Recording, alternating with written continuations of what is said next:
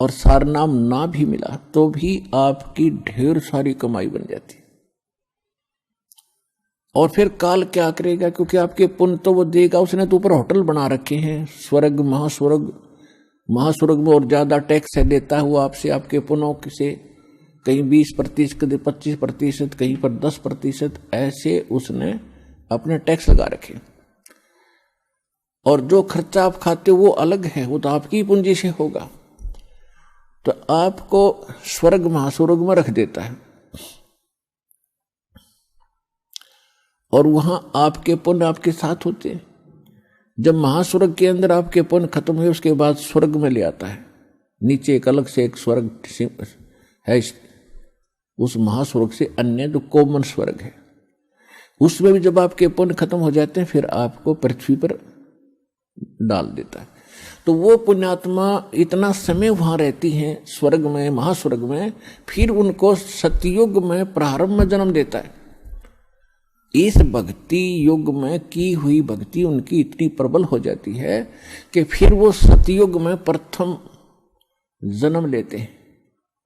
उनकी फिर भी इतनी भक्ति होती है क्योंकि सतयुग में लाखों वर्ष का जीवन होता है, एक का जीवन पूरा करते हैं इतने युग, 1-2 जीवन में वो सतयुग पूरा हो जाता है। फिर त्रेता में आते हो आप वही हो जो पहले भक्ति लगे थे लेकिन आप फिसल गए, आप रिपट गए, विचलित हो गए किसी कारण से। और परमात्मा का विधान है, जो जन मेरी शरण है ताका हूं मैं दास, और गेल गेल लाग्या फिरूं जब तक धरती आकाश। एक बार इस सच्चे नाम से आज कोई जुड़ जाएगा, आज उसने नाम ले लिया, कितना रोगी है और चाहे उसकी कल मृत्यु हो जा, नाम लेते भी हो जा, तो अभी परमात्मा अपने बही में लिख लेगा उस आत्मा को कि मेरी होगी भी। अपने आत्माओं हमने असंख्य जन्म बर्बाद कर दिए, असंख्य जन्म मनुष्य के खो चुके हो आप। ये पहला शरीर नहीं जागा जो आज आपका जाने वाला है, मान ले कभी भी। ये तो असंख्य बर्बाद हो लिए, तो कपड़े हैं, कुर्ते पजामे हैं, तो आपकी शरीर बॉडी ऊपर का। और इस नाम के लेते ही आपके कई सैकड़ों कुर्ते पजामे खूटियां व अलमारी में रख दिए जाते हैं। मनुष्य आज आपको नाम लेते ही और चाहे अगले पल मृत्यु हो जाती है।